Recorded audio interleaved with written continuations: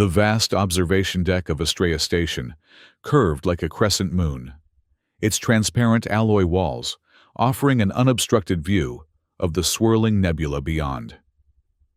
Kayla Thorne stood motionless at the edge, her silver-flecked skin reflecting the cosmic light as her four-fingered hand rested on the hilt of the ceremonial blade at her hip. The weapon was more than metal. It was her oath made physical, a reminder of promises that now pulled her in opposing directions. In the reflection of the glass, she watched Dr. Elias Mercer approach. The human moved with the hesitant gait of someone accustomed to gravity wells rather than station life. His dark hair had grown longer during their time on Estrellas, and worry had etched new lines around his eyes. "They're coming for me, aren't they?" he asked, stopping beside her. Kayla didn't turn. "The council has made its decision." "And what decision is that?" "Execution," she said, the word hanging between them like a suspended blade. "They believe you possess technology that threatens the galactic order." Mercer's laugh was hollow. "I'm a xenobiologist, not a weapons designer." The evidence they presented was compelling. "Fabricated, you mean?" His voice held no accusation, just resignation. "What happens now?" Only then did Kayla face him. Mercer's eyes, brown with flecks of gold, met hers without fear. She remembered those same eyes looking down at her 3 cycles ago, when her ship had crashed on the desolate moon he'd been researching. By all rights, she should have died there. Instead, this human had spent 17 rotations treating her wounds, rebuilding her shattered exoskeleton with makeshift materials, sharing his limited rations and oxygen. When rescue finally came, she had sworn the sacred oath of the Viren to him, a life debt binding her to his protection until her final breath. Such oaths were rare among her kind, rarer still when pledged to an off-worlder. "The Council has dispatched enforcement units," she said. "They will arrive within the hour." "So I'm to be tried and executed for crimes I haven't committed." Mercer rubbed his face. "Perfect." Kayla straightened, her full height nearly a head taller than the human. "No. No? You will not be executed."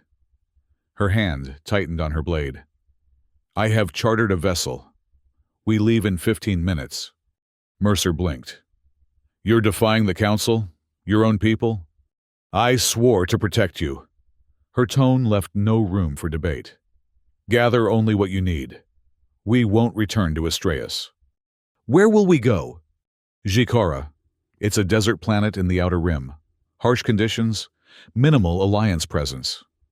"And after that?" Kayla's expression hardened. "We survive." As they moved toward the residential quadrant, neither noticed the small drone that detached from the ceiling, its recording eye following their retreat. In the council chamber, 12 levels above, General Oren Devon watched the surveillance feed with cold satisfaction. His scaled hand tapped a rhythm against the polished table as the Viren warrior and her human charge disappeared from view. "So," he said to the assembled council members, "the mighty Kayla Thorne chooses a human over her oath to the Alliance." High Counselor Maeve, her crystalline form catching the light, leaned forward. "Are we certain the human possesses the bioweapon schematics?" "Our intelligence is conclusive," Oren replied. Dr. Elias Mercer's research into interspecies genetic compatibility has yielded something far more dangerous, a sequence that could be weaponized against non-human species. If released, it could devastate entire populations.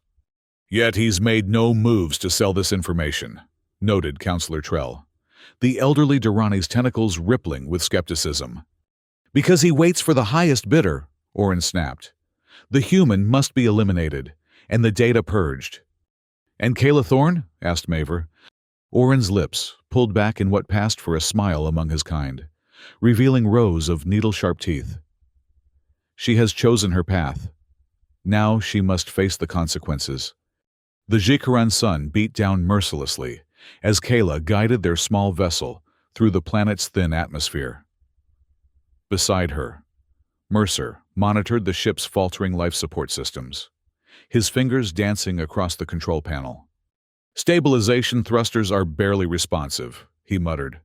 "Are you sure you didn't steal a garbage scow?" "It was the only vessel available without registration trackers," Kayla replied, banking sharply to avoid a dust cyclone. "And I didn't steal it. I requisitioned it." "Is that what they're calling theft these days?" Despite everything, Kayla felt the corner of her mouth twitch. "You humans and your obsession with ownership." The ship shuddered as they descended, the hull groaning under the stress. Kayla's eyes narrowed as she spotted their destination, a cluster of domes half buried in the crimson sand, the remains of an abandoned mining operation. "Those structures should provide shelter and mask our thermal signature," she said. "We can regroup there while I establish contact with my—" A proximity alarm blared, cutting her off. The console flashed with warning lights as a sleek Alliance cruiser materialized above them, its weapon systems already locked on. "They found us," Mercer said, his voice steady despite the fear evident in his quickened breathing. "How?" Kayla's fingers flew over the controls. "It doesn't matter. Hold on." She wrenched the ship into a steep dive, plunging toward the surface with reckless speed. The Alliance vessel fired, a pulse of energy grazing their starboard engine. Alarms screamed as systems began to fail. "We're losing altitude control," Mercer shouted over the cacophony. "I'm aware," Kayla growled, fighting the controls. "When I say jump, activate your emergency pack." "Jump. We're 300 meters up." 200 now. The packs are rated for much higher." The Alliance ship fired again, this time striking their aft section. The small vessel began to spin, trailing smoke and debris. "Now!" Kayla shouted, slamming her fist against the emergency hatch release. The explosive decompression flung them into the scorching air. Kayla tucked her body into a tight roll as the emergency pack on her back engaged, its micro-thrusters slowing her descent. Through the swirling dust, she saw Mercer tumbling awkwardly before his own pack activated. They hit the ground 50 meters apart, rolling across the unforgiving terrain as their transport crashed in a spectacular fireball a kilometer to the west. The Alliance vessel hovered overhead briefly before banking toward the crash site, evidently believing they had remained aboard. Kayla rose first, ignoring the pain lancing through her left side where her exoskeleton had cracked on impact. She spotted Mercer, lying motionless, and sprinted to him, dread clawing at her chest. "Mercer!" She knelt beside him, scanning for injuries. The human groaned, his eyes fluttering open. "Did we just jump out of a spaceship?" Relief surged through her. "Yes." "Let's not do that again." He sat up, wincing. "Where are we?" Kayla surveyed their surroundings, endless red dunes stretching to the horizon, broken only by jagged rock formations and the distant domes. The air was thin and hot, carrying the metallic taste of mineral dust. "About 2 kilometers from the settlement," she said, helping him stand. "Can you walk?" Mercer tested his weight on each leg. "Nothing seems broken. I'm fine." "Then we move. The Alliance will realize their mistake soon enough." They trudged across the shifting sands, the dual suns of Jikara beating down on them. Kayla walked slightly ahead, her enhanced vision scanning constantly for threats. Behind her, Mercer's breathing grew increasingly labored as the thin atmosphere taxed his human physiology. "We can rest if you need to," she offered after nearly an hour. "I'm fine," he insisted, though sweat poured down his face. "Just keep going." Kayla respected his determination. For a physically inferior species, humans possessed remarkable resilience. It was one of the traits that had helped them survive first contact with the galactic community centuries ago, despite their technological disadvantages. As they approached the abandoned settlement, Kayla held up a hand, signaling Mercer to stop.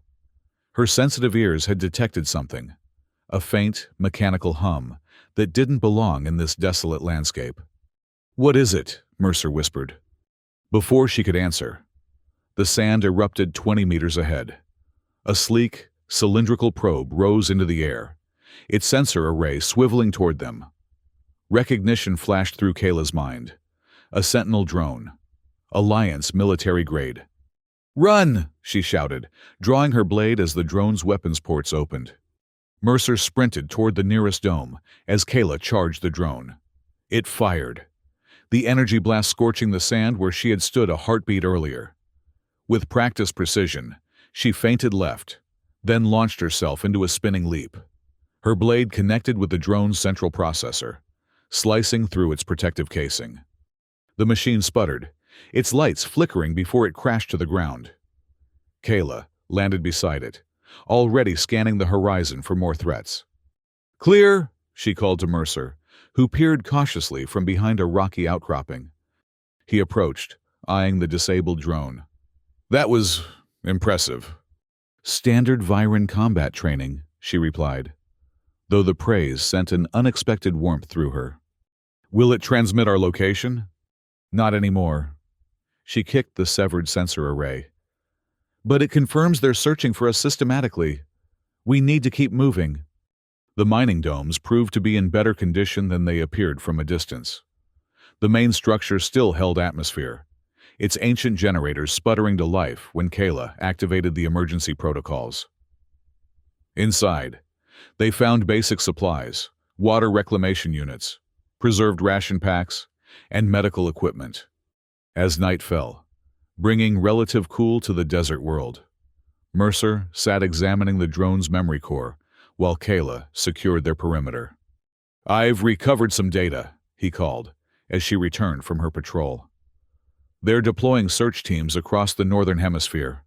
The Alliance is committing significant resources to find us." Kayla removed her outer armor, revealing the intricate patterns etched into her silvery skin, the marks of her clan and rank among the Viren elite warriors. "They won't stop until they have you. Or until they believe I'm dead." Mercer's expression was thoughtful. "The ship explosion. Could we use that?" "They'll search the wreckage. When they find no bodies, the hunt will continue." "Right," he sighed, setting aside the core. "I never asked. What happens to you? If they catch us?" Kayla's gaze dropped to the ceremonial blade at her side. "I have betrayed my oath to the Alliance by protecting you. The punishment is exile or death, depending on the Council's mood." "Because of me?" Guilt shadowed his features. "I never meant for you to choose between your duty and your oath to me." "It was always a possibility," she said quietly. "The Viren do not make promises lightly. I knew the risk when I swore to protect you." "But why did you? I just did what anyone would have done." Kayla almost laughed at his naivety. "No, Mercer. What you did, saving an injured Viren warrior, sharing your limited resources, few would have made that choice. My people were skeptical of humans for generations after first contact. Many still are." "And you?" She met his gaze. "I judge individuals, not species." Something unspoken passed between them, an understanding that transcended their biological differences. For a moment, Kayla felt an unsettling shift in her perception of this human. He was no longer simply a charge to protect, but something more complex. The moment ended as the settlement's perimeter alarms chimed softly. Kayla was on her feet instantly, blade drawn. "Stay here," she ordered, moving toward the entrance. Outside, the Jikaran night had transformed the desert into a landscape of silver and shadow. Kayla's enhanced vision penetrated the darkness, scanning for threats. The alarm had been triggered by something approaching from the east, something moving too deliberately to be wildlife. She crouched behind a fallen solar panel, waiting. Minutes passed before a slender figure appeared, moving with the practiced stealth of a trained operative. Kayla tensed, ready to strike, until the figure stepped into a patch of moonlight. "Talia," she called softly, recognizing the distinctive blue-tinted skin of a Xiran. The figure froze, then relaxed, lowering her hood. "Took you long enough to notice me, Thorn." Talia Wren approached with the fluid grace characteristic of her species. Once, Kayla's comrade in the Alliance Special Operations Division. Now, an independent intelligence broker, with contacts throughout the galaxy. "How did you find us?" Kayla asked, not yet sheathing her blade. Talia's silver eyes glinted with amusement. "Please, you requisition an unregistered vessel and disappear with a human fugitive? It wasn't difficult to predict your destination options." She glanced at the knife. "Are you planning to stab me? Or can we discuss this like civilized beings?" Slowly, Kayla returned the weapon to its sheath. "Why are you here?" "To warn you, General Oren has taken personal command of the hunt. He's deployed Phantom units." Kayla's blood ran cold. Phantoms were elite assassins, augmented with experimental tech that made them nearly invisible to standard detection methods. If they were involved, the Alliance wasn't just looking to apprehend Mercer. They wanted him eliminated without trace. "How long do we have?" "A day, maybe less." Talia's expression grew serious. "Kayla, what has this human done to warrant such resources?" "Nothing. The Council claims he possesses bioweapon data that could target non-human species." "And does he?" "No." Talia studied her face. "You're certain of this?" "I trust him." A look of surprise crossed the Zyron's features.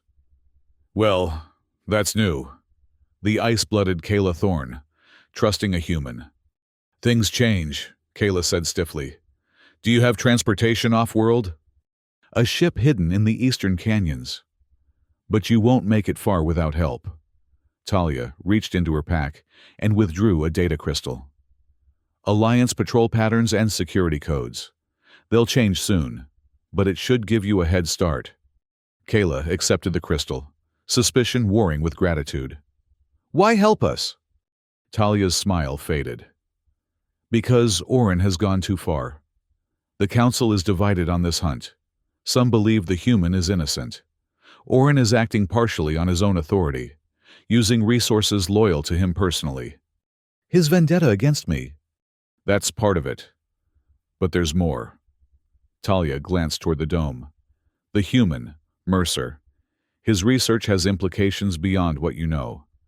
Before you leave Jikara, ask him about Project Lazarus." Before Kayla could question her further, Talia's communicator emitted a soft tone. The Zyron checked it and tensed. "Alliance scouts, approaching from the south. You have 30 minutes at most." She stepped back. "My ship is in Canyon Sector 4. The access codes are on the crystal. Good luck. Thorne." With that, she vanished into the darkness, leaving Kayla with more questions than answers. Inside the dome, Mercer looked up expectantly as she returned. "Trouble?" "We need to move. Now." She tossed him a survival pack. "Alliance forces are closing in." He rose quickly, gathering their limited supplies. "I heard voices. You weren't alone out there." "An old associate," Kayla said, checking her weapons. "She provided transportation options and information." She fixed him with a penetrating stare. "She also mentioned something called Project Lazarus." Mercer froze, his face draining of color. "What is it?" Kayla demanded. "How does she know about that?" His voice had dropped to a whisper. "Answer the question. Mercer, what is Project Lazarus, and what does it have to do with you?" For a moment, she thought he might refuse to answer. Then his shoulders slumped. "It's not a bioweapon," he said. "It's a discovery I made while researching interspecies genetic compatibility. Human DNA contains markers that resonate with the genetic structure of an extinct species called the progenitors." "The mythical first spacefaring race?" Kayla's skepticism was evident. "They're legends, not history." "They were real," Mercer insisted. "And some faction within the Alliance has been hunting for their technology for decades. Project Lazarus was the code name for the search operation." "What does this have to do with you being sentenced to death?" "My research suggests humans might be genetic descendants of the progenitors, or at least share enough markers to activate their dormant technology." He ran a hand through his hair. I documented my findings, encrypted them. But someone must have discovered what I was working on. Kayla's mind raced. If true, this would explain the Alliance's determination to eliminate Mercer. Progenitor technology was theorized to be millennia ahead of current capabilities. Whoever controlled it would have unprecedented power. Why didn't you tell me this before? Because it sounds insane, he said with a humorless laugh. And because I wasn't certain who to trust. The only person who knew about my research was my colleague, Dr. Sarah Lindstrom, and she disappeared 3 months ago. A distant explosion interrupted their conversation. Kayla moved to the viewport and saw flashes of light on the southern horizon, Alliance scouts engaging their perimeter defenses. We'll continue this discussion later, she said, grabbing their packs. For now, we need to reach Canyon Sector 4. They slipped out through a maintenance tunnel, emerging into the cold desert night 200 meters from the settlement. As they crested a dune, Kayla glanced back to see Alliance drop ships descending on the domes, their searchlights cutting through the darkness. Stay low and follow my exact path, she instructed Mercer. The sand is unstable in places. For hours they navigated the treacherous terrain, keeping to shadows and ravines where possible. Mercer kept pace admirably, though Kayla could hear the strain in his breathing. Twice they were forced to hide as Alliance scout ships passed overhead, their sensors sweeping the desert floor. Dawn was breaking when they reached the canyon system, a labyrinth of red stone carved by ancient rivers, long since vanished. Kayla consulted the data crystal, identifying their target location 3 kilometers deeper into the maze. "We're close," she told Mercer, who leaned against a boulder, exhaustion evident in every line of his body. "Can you continue?" He nodded, pushing himself upright. "Lead on." They had covered less than a kilometer when Kayla's instincts screamed a warning. She tackled Mercer to the ground as energy fire scorched the canyon wall where they had been standing. "Phantoms!" she hissed, drawing her blade. The air shimmered 20 meters ahead as a figure partially decloaked, a humanoid shape in adaptive armor that bent light around it. More energy bolts followed, forcing them to scramble behind an outcropping. "What are they?" Mercer asked, pressed flat against the rock. "Elite assassins. 3, maybe 4, judging by the fire pattern." Kayla unholstered her compact energy pistol, a weapon she used only when her blade would not suffice. "When I move, run for that crevice." She nodded toward a narrow opening in the opposite wall. "What about you?" "I'll be right behind you." Before he could protest, she rolled from cover, firing rapidly at the shimmering distortions that betrayed the Phantom's positions. One shot connected, the impact briefly revealing an armored figure before its cloaking tech compensated. Mercer sprinted for the crevice as Kayla provided covering fire.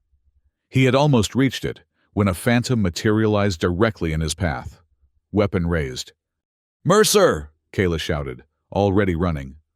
Time seemed to slow as she saw the assassin's finger tighten on the trigger. In that instant, Mercer did something completely unexpected.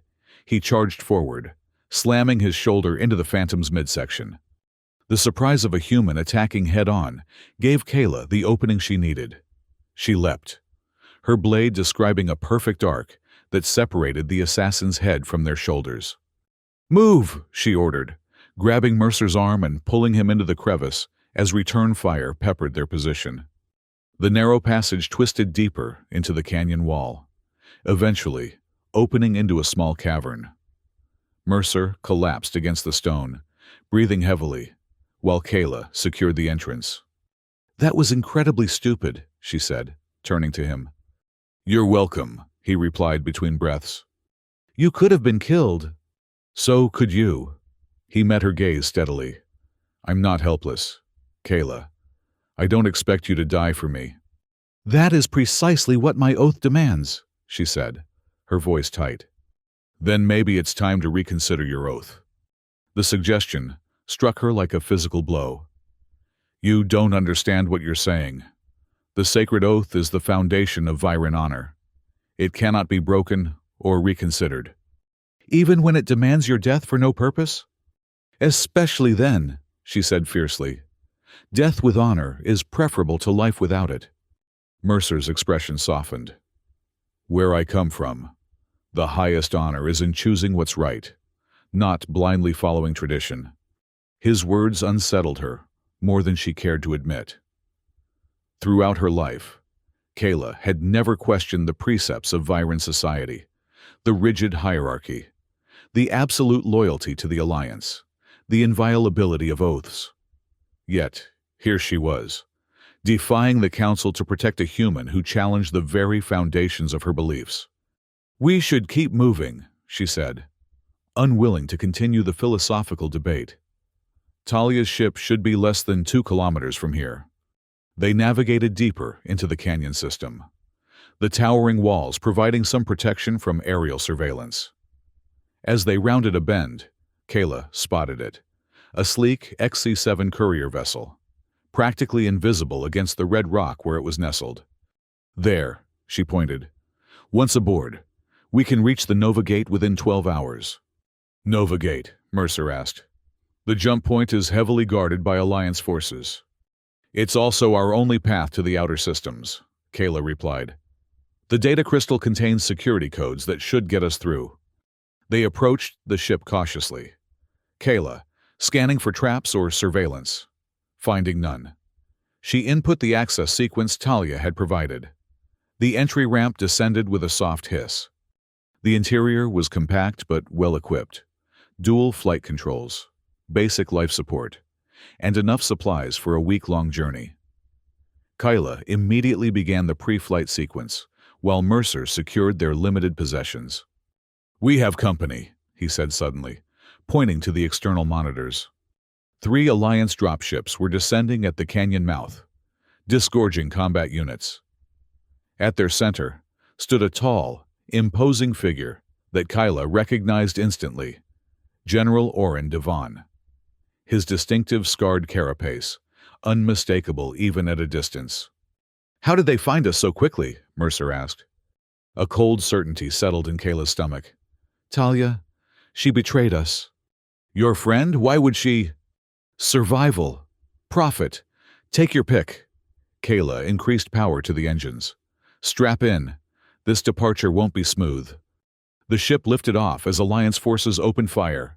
Kayla pushed the thrusters to maximum, sending them rocketing upward along the canyon wall. The vessel shuddered under multiple impacts as they cleared the canyon rim. Shield integrity at 62%, Mercer reported from the co-pilot's seat, adapting quickly to the unfamiliar controls. Reroute power from life support, Kayla instructed. We only need enough to reach orbit. More Alliance vessels appeared on their sensors, converging from all directions. Kayla wove through their formation, her piloting skills pushed to their limits as she executed maneuvers the courier ship was never designed to perform. A direct hit rocked them, sending warning lights cascading across the console. Port engine damaged, Mercer called, compensating with starboard thrust. Despite the damage, they broke atmosphere, the blackness of space enveloping them as Jikara receded below. Kayla punched in the coordinates for the Nova Gate, the massive artificial wormhole that served as the primary transit point between the core systems and the lawless outer rim. 6 Alliance cruisers moving to intercept, Mercer warned. They'll cut us off before we reach the gate. Not if we can make the jump to superlight, Kayla replied, fingers flying over the navigation array. Divert all non-essential power to the drive core. The stars around them blurred as the ship accelerated beyond light speed, temporarily outpacing their pursuers. For 18 tense minutes, they maintained the dangerous velocity, the damaged engine whining in protest. When they reverted to normal space, the Nova Gate loomed before them, a colossal ring structure 20 kilometers in diameter, crackling with the controlled energy of an artificial wormhole at its center. And surrounding it, a blockade of Alliance warships. They knew we were coming here, Mercer said quietly. Kayla's jaw tightened. The security codes on Talia's crystal. She set us up from the beginning. What now? Before she could answer, the ship's communication system activated, an incoming transmission cutting through their encryption. Kayla Thorne. The voice was smooth, cultured, and instantly recognizable. This is General Oren Devon. Your situation is untenable. Surrender, Dr. Mercer, and the Council may show leniency. Kayla opened a channel. You have no authority to make such offers. Oren. I speak with the full backing of the Council. Half the Council, at most, she countered. I know about your private vendetta. A pause. Then, always the clever one. But it changes nothing. The human dies today, one way or another. Your only choice is whether you die with him. The transmission cut off abruptly. On the tactical display, Kayla saw Alliance vessels closing in from all sides, their weapons charged. They're herding us toward the gate, she noted. They don't want to destroy us here. Too many witnesses among the commercial traffic. So they'll force us through, then eliminate us on the other side. Mercer concluded, away from prying eyes. Yes. Mercer studied the tactical display. What if we don't go through? What if we go into it? Into the gate itself? Kayla stared at him.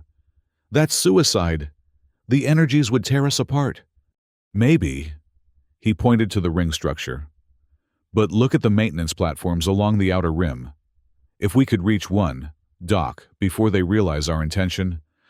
Understanding dawned. We could access the gate's central control hub. From there, we might be able to transmit evidence of what's happening, broadcast it to every vessel in the sector. It was desperate, possibly suicidal, but it offered a slim chance. I need access codes for the maintenance platforms.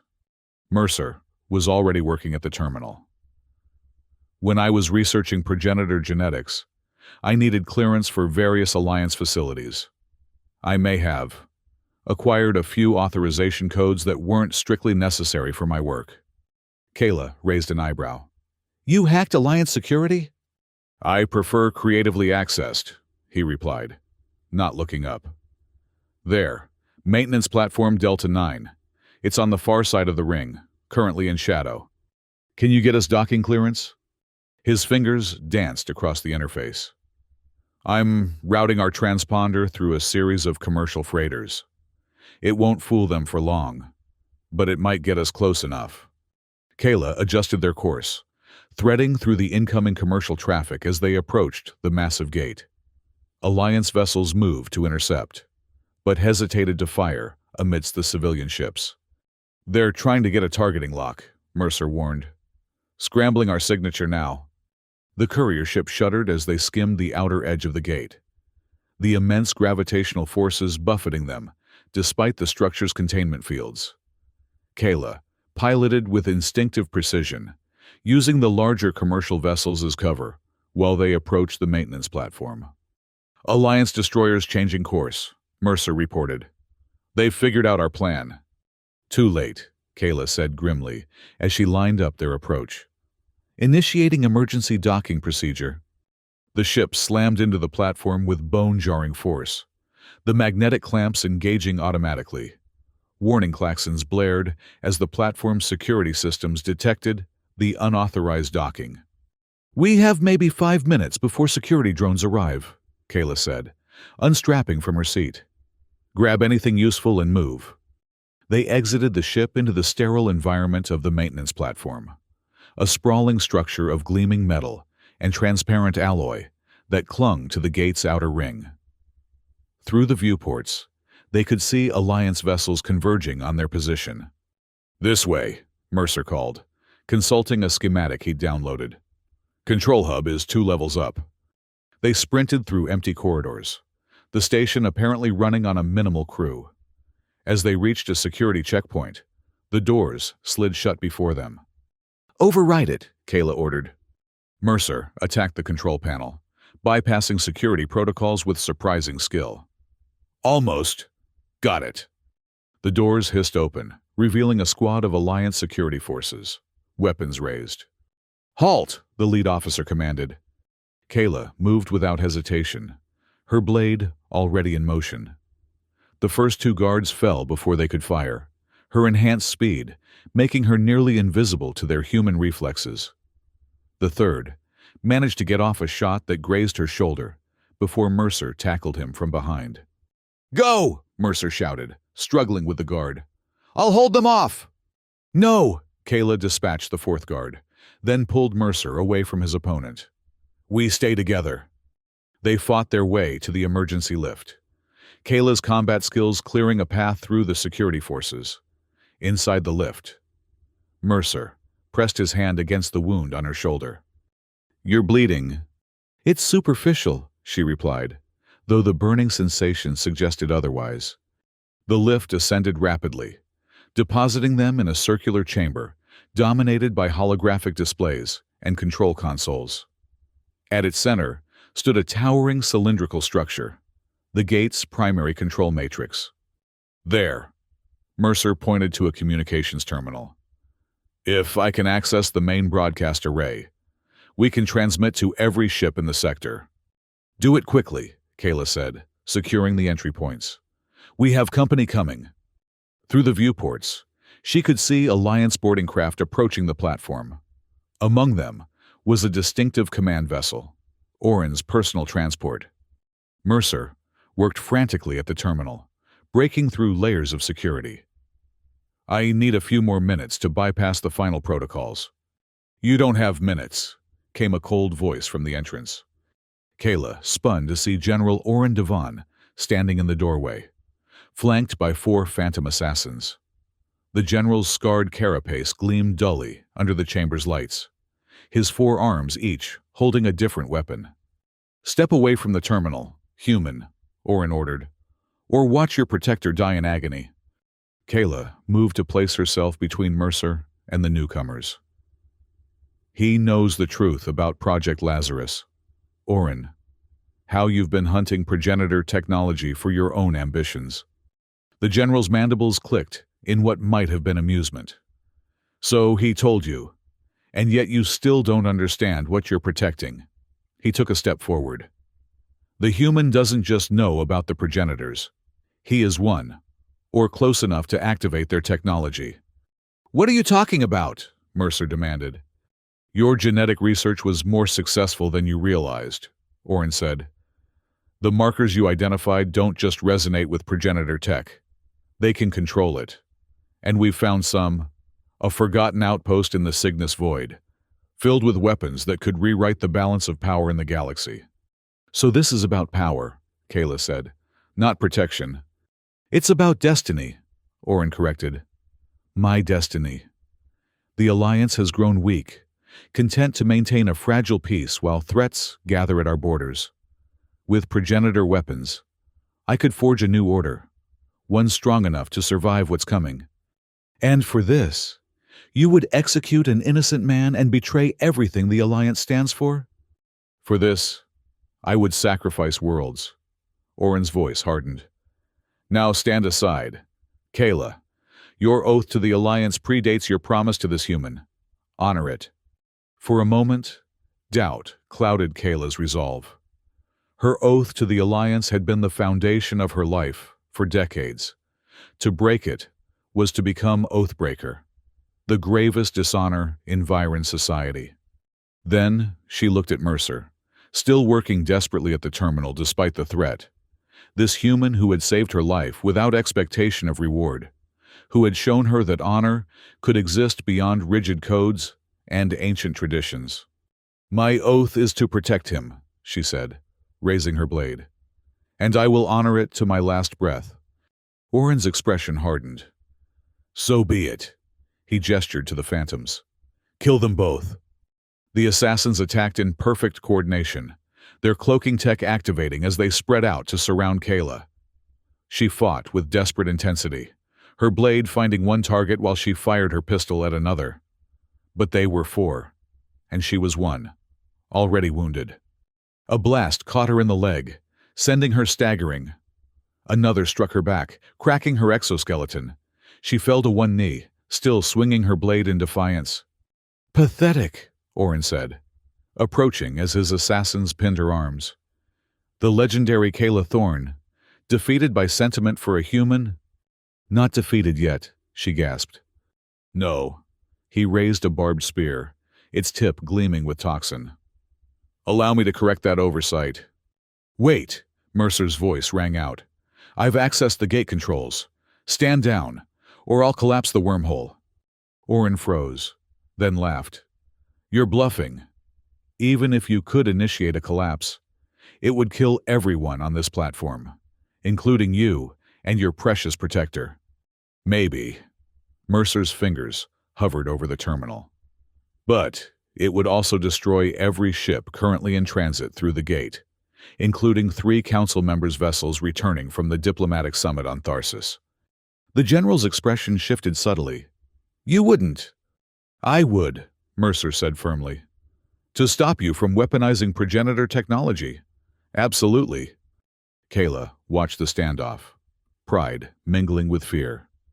She had not expected this level of resolve from Mercer, the willingness to sacrifice himself for a greater good. You have 30 seconds to release Kayla and stand down your forces.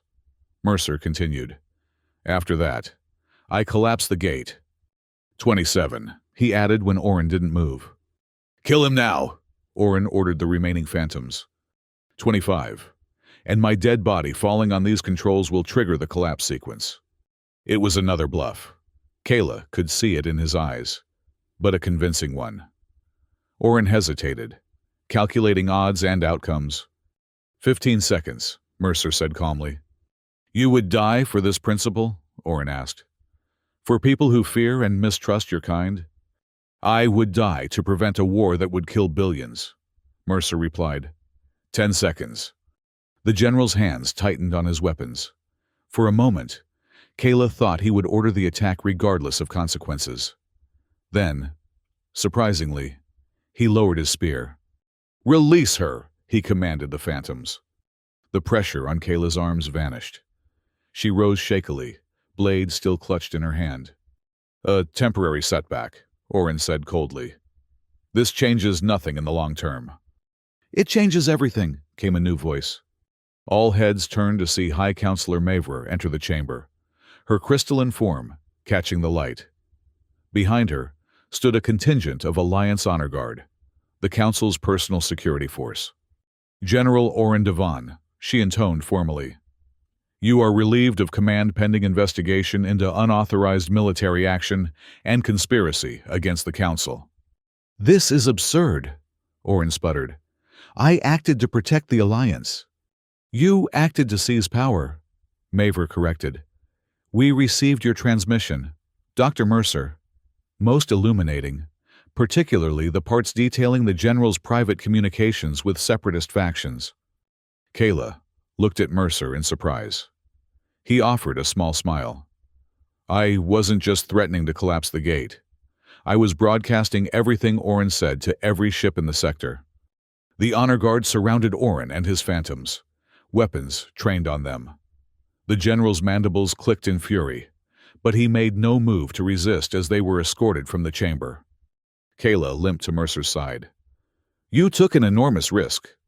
I learned from the best, he replied. A Viren warrior who taught me that true honor means standing up for what's right, regardless of the cost. High Counselor Mavra approached them, her faceted eyes unreadable. The Council owes you both an apology, and its gratitude. General Orin's conspiracy ran deeper than we realized. What happens now? Kayla asked, suddenly aware of her uncertain status. She had defied the Council, broken her oath to the Alliance. By Viren law, she was oathbreaker, outcast. That depends, Mavra said. The Council is divided on many issues, including the status of Dr. Mercer's research. Some still believe his knowledge of progenitor genetics poses a threat. And you? Mercer asked. I believe knowledge itself is neutral. It is how we use it that matters. She turned to Kayla.